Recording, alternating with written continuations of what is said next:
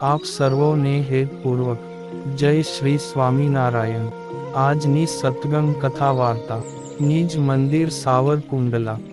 આજની સત્સંગ કથા વાર્તામાં આપને શ્રીમદ સત્સંગી જીવનની કથા સાંભળશું। અધ્યાય 22। સુવ્રત મુનિ કહે છે કે, હે રાજન, મંગલમય ભગવાનને ઉદર માંગ ધારી રહેલા ભક્તિ દેવી દેવ માતા અદિતિની જેમ પૃથ્વી પર સર્વે નારીઓને પૂજનીય થયા। સંપૂર્ણ જગતના આધાર અને ઈશ્વરોના પણ ઈશ્વર સર્વાંતર્યામી ભગવાન શ્રી નારાયણને ઉદરમાં ધારણ કરવાથી ભક્તિ દેવી એકાએક ચંદ્રમાની કાંતિ સમાન શોભવા લાગ્યા। ભક્તિ દેવીના શરીરની વૃદ્ધિ પામેલી અપૂર્વ કાંતિનું કારણ નહીં જાણનારા લોકો ચારેય બાજુથી સંઘમાં આવીને આંગણામાં બેઠેલા ભક્તિ દેવીને વિસ્મયપૂર્વક નિહાળવા લાગ્યા। પોતાની અભૂતપૂર્વ કાંતિથી ચારેય દિશાઓના અંધકારનો વિનાશ કરતા અને સગર્ભા હોવાથી લજ્જાશીલ ભક્તિ દેવી પોતાનું દર્શન કરવાની ઈચ્છા ધરાવતા જન સમુદાયથી પીડા પામીને ઘરમાંથી બહાર પણ નીકળતા ન હતા। સ્વયં ધર્મદેવ પણ વેદ ગર્ભા સાવિત્રી દેવી સમાન ભક્તિ દેવીને જોઈને પોતાના મનમાં આશ્ચર્ય સાથે અતિશય હર્ષ પામતા।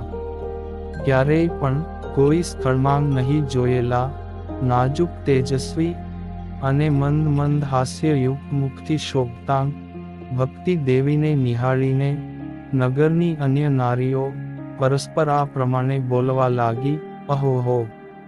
આપને અનેક સગર્ભા સ્ત્રીઓ નિહાળી છે, પરંતુ આ ભક્તિ દેવી સમાન સ્ત્રીને ક્યારેય જોઈ નથી કે સાંભળી પણ નથી। હે રાજન, દેવતાઓને પણ વંદન કરવા યોગ્ય અને સૌંદર્યના નિધિ એવાં ભક્તિ દેવીએ 10મો માસ બેસતાં બ્રાહ્મણોએ બતાવેલા મુહૂર્તમાં સૂતિકા ગૃહમાં પ્રવેશ કર્યો। હે રાજન, ત્યારે ધર્મદેવે પણ સુખપૂર્વક પ્રસવ થાય તે માટે સોષ્યંતી હોમ હવન કરવાની સામગ્રી તૈયાર કરી અને પ્રસૂતિ કર્મ કરાવવામાં કુશળ એવી સેવિકા સ્ત્રીઓ પણ ત્યાં જ નિવાસ કરવા લાગી। ત્યાર પછી સર્વનું મંગળ કરનારા ભગવાનના પ્રાગટ્યનો અતિશય શુભ સમય પ્રાપ્ત થતાં સર્વે મનુષ્યો વિસ્મય પામવા લાગ્યા। સુખના સાગર સાક્ષાત શ્રી હરિના પ્રાદુર્ભાવના સમયે સમગ્ર ત્રિલોકીમાં ચોમેર આનંદ આનંદ ને આનંદ વર્તવા લાગ્યો। આનંદના મહાસાગર પુરુષોત્તમ નારાયણ હમણાં થોડા સમયમાં જ પ્રગટ થશે એમ સર્વજ્ઞતાથી જાણીને બ્રહ્મા, વિષ્ણુ, શિવ, ઇન્દ્રાદિક દેવો અને દશે દિક્પાળો ભગવાનના દર્શનાર્થે ધર્મદેવના ભવન પ્રત્યે પત્નીઓએ સહિત આવવા લાગ્યા। પોતાના વિમાનમાં બેસીને આવેલા દેવતાઓ ધર્મદેવના ભુવન ઉપર જ નેત્રોને સ્થિર કરી પોતાના સ્વામી અને સર્વના અંતર્યામી સર્વાત્મા ભગવાન શ્રી હરિના પ્રાગટ્યની પ્રતીક્ષા કરવા લાગ્યા। ભગવાનના પ્રાદુર્ભાવ સમયે ભક્તિ દેવીના અંગો માંગથી એકાએક મહાદિવ્ય મહાતેજ પ્રગટ થયું।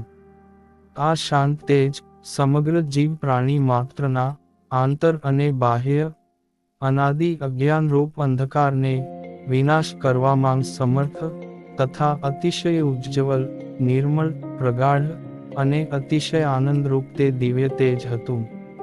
આવું આ દિવ્ય મહાતેજ પ્રથમ ધર્મદેવના ભવનમાં વ્યાપ્યું। ત્યારબાદ સમસ્ત દેવો અને મનુષ્યોને વિસ્મય પમાડતું બ્રહ્માજીના સત્યલોક પર્યંત વ્યાપી ગયું। આ દિવ્ય મહાતેજ કોટી કોટી અગ્નિ, સૂર્ય અને ચંદ્રમાના તેજપુંજને પણ લજ્જા પમાડે તેવું અતિશય પ્રકાશમાન છતાં શીતળ હતું। ચારે તરફ પ્રસરતું આ તેજ વૃદ્ધિ પામતાં અષ્ટાવરણે યુક્ત સંપૂર્ણ બ્રહ્માંડમાં વ્યાપી ગયું। સર્વે દેવતાઓ ચારે તરફ પ્રસરેલા આ સચ્ચિદાનંદ રૂપ મહાતેજને જોતા હતા. તે સિવાય અન્ય ઉર્ધ્વલોક, અધોલોક, મધ્યલોક, સ્વર્ગ, પૃથ્વી કે દિશાઓને પણ જોઈ શકતા ન હતા.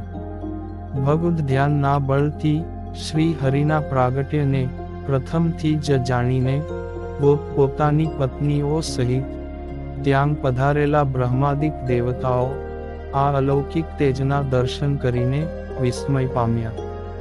જગતની ઉત્પત્તિ, સ્થિતિ અને પ્રલયના કારણભૂત હોવા છતાં તે બ્રહ્માદિક દેવો તથા તેમના પત્નીઓના નેત્રો મહાતેજથી અંજાઈ ગયા અને તેઓ ભગવાન શ્રી હરિનું પ્રાગટ્ય થઈ ગયું છે એમ જાણીને પ્રભુની સ્તુતિ કરવા લાગ્યા. દેવતાઓ ભગવાનની સ્તુતિ કરતાં કહે છે કે, હે ભગવાન, સૂર્ય આદિક સર્વેના તેજના પ્રકાશક તેજ સ્વરૂપ તમને નમસ્કાર કરીએ છીએ. તમે અક્ષરાદિક સર્વના તેજ કરતાં પણ અધિક તેજસ્વી છો, માટે જ માયાના અંધકારથી સદાય પર રહેલા આપને નમસ્કાર કરીએ છીએ. તમારું દિવ્ય સ્વરૂપ માયા અને માયાથી પર એવા અક્ષર પુરુષો એ પણ ધ્યાન કરવા યોગ્ય છે. હે અનંત શુભ કલ્યાણકારી ગુણોના મહાસાગર, તમે અનંત કોટી બ્રહ્માંડના નિયમનને અર્થે પ્રત્યેક જીવ પ્રાણી માત્રમાં અંતર્યામી શક્તિથી પ્રવેશ કરીને રહેલા છો. એવા તમને અમે નમસ્કાર કરીએ છીએ. હે ભગવાન, તમારા દિવ્ય શરીરના એક રોમમાંગ જેટલું તેજ છે, તેટલું પણ તેજ જો અહીં પ્રગટ કરો તો તે તેજથી અંજાઈને માયાથી પર રહેલા અક્ષરાદિક મુક્તો પણ તે તેજ સિવાય બીજું કાંઈ પણ જોવા માટે સમર્થ થઈ શકે નહીં. તો તેમનાથી ઉત્પન્ન થયેલા પ્રધાન પુરુષ અને પ્રધાન પુરુષથી ઉત્પન્ન થયેલા વૈરાજ પુરુષ અને તેથી ઉત્પન્ન થયેલા અને આ લોકમાં ત્રિગુણમતીવાળા અમે બ્રહ્માદિ દેવતાઓ પુરુષોત્તમ નારાયણ એવા આપના ઐશ્વર્યને યથાર્થ જાણવા કેવી રીતે સમર્થ થઈએ, અર્થાત ન જ થઈએ. આ તેજના મહાસમુદ્રમાં ડૂબેલા આ બ્રહ્માંડને વિશે રહેલા અમે સર્વે દૂર કે નજીકની કોઈ પણ વસ્તુ જોઈ શકતા નથી. પરને કે પોતાને, અરે, અમે અમારા પોતાના શરીરને પણ જોઈ શકતા નથી, તો અન્ય જગતને તો કેવી રીતે જોઈ શકીએ? અમારી દ્રષ્ટિમાં તો કેવળ તમારું અતિ પ્રગાઢ તેજ દેખાય છે. તેથી હે હરિ, અનંત અપાર આ તમારા દિવ્ય મહાતેજને જોવા માટે અમે સમર્થ નથી. કદાચ તમે કહેશો કે આંખો મીંચી દો, તો હે ભગવાન, અમે અમારા નેત્રો બંધ કરીએ છીએ છતાં પણ અંતરમાં ચારે તરફ પ્રસરેલા આપના આ મહાતેજને જ નિહાળીએ છીએ. આ તેજને નહીં સહન કરી શકવાથી અમે આકુળ વ્યાકુળ થયા છીએ. હવે તો તમે જ એક અમારી ગતિરૂપ છો. હે વિભુ સ્વરૂપ, હે પરમાત્મા, તમારા આ પરમ તેજને કારણે અમારા મન આકુળ વ્યાકુળ થઈ જવાથી આપની સ્તુતિ કેમ કરવી એ પણ અમને સૂઝતું નથી. તેથી અમે તમારા શરણે આવ્યા છીએ. તેથી હે દયાના સાગર, અમારી ઉપર દયા કરી તમારા આ સમગ્ર તેજનો ઉપસંહાર કરો અને તમારી મનોહર રમણીય મૂર્તિનું દર્શન કરાવો. સુવ્રત મુનિ કહે છે કે, હે રાજન, દેવતાઓએ આ પ્રમાણે સ્તુતિ કરી ત્યારે વૃંદાવનને વિશે ધર્મદેવને પુત્ર રૂપે પ્રગટ થવાનું વરદાન આપનારા અને પોતાનું સેવન કરનારા ભક્તજનોનું સદાય હિત કરનારા સાક્ષાત ભગવાન શ્રી કૃષ્ણે આપેલી દિવ્ય દ્રષ્ટિથી તે દેવતાઓને તે મહાતેજને મધ્યે શ્રી હરિનું પ્રત્યક્ષ દર્શન થયું. સર્વના નિયંતા ભગવાને પોતાનું તેજ પોતાની મૂર્તિમાં સંકેલ્યું અને બ્રહ્મા, શિવ આદિક દેવો, તેમની પત્નીઓ તથા સર્વે મુનિઓ સુખેથી દર્શન કરી શકે એવા સ્વરૂપથી પ્રગટ થયા. સુંદર ગોલોકને મધ્યે રહેલા અનંત અપાર અને દિવ્ય એવા અક્ષરધામને વિશે, જેવા સ્વરૂપે પરમાત્મા સદાય વિરાજમાન રહે છે, તેવા ને તેવા જ દ્વિભુજ સ્વરૂપે મોરલી વગાડતા બાલ મુકુંદ ભગવાનના તે બ્રહ્માદિક દેવતાઓને દર્શન થયા.